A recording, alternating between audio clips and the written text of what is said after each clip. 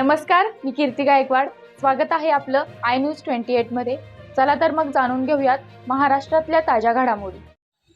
किराणा दुकान व्यापाऱ्याला लुटणारी टोळी पोलिसांच्या जाळ्यात। सांगली जिल्हा तालुका खानापूर हिंगणगादे येथील किराणा दुकान व्यापारी सुभाष बाबूराव मोहिते वय 64 वर्षे दिनांक 8/3/24 रोजी रात्री 11:30 वाजेच्या दरम्यान 4 आरोपींनी सुहास मोहिते यांना काठीने मारहाण करून गळ्यातील चेन लुटून नेली होती।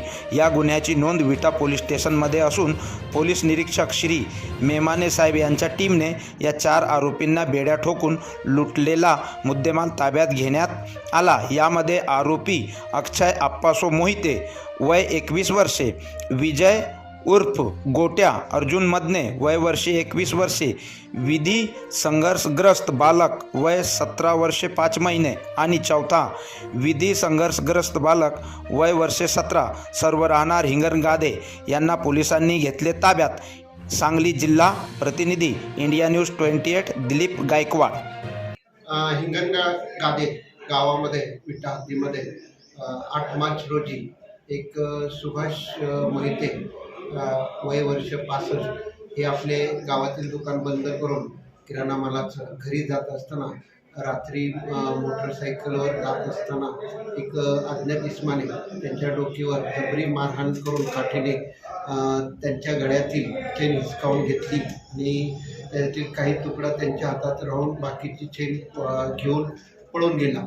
ह्या वर्णनाची फिर्याद आपल्याकडे प्राप्त झाल्यानंतर आपल्या पोलीस स्टेशन हद्दीतील आमचे तपास पथक PSI कांबळे मॅडम आणि आमच्या DB पथक याच्यामध्ये गोपनीय बातमीदार यांना महेश देशमुख आमचे कॉन्स्टेबल यांना गोपनीय बातमीदारामार्फत माहिती मिळाल्याप्रमाणे आम्ही सातारा पुणे ह्या हद्दीमध्ये तपास करून आमच्या टीमने ह्या आरोपींचा माग घेतलेला आहे। त्या 4 आरोपी निष्पन्न झालेले आहेत। 2 मायनर आहेत आणि 2 मेजर आहेत। त्यांना अटक करून रिमांड मेहरबान कोर्टाने दिलेले आहे। आज रिमांड प्रोड्यूस करत आहोत।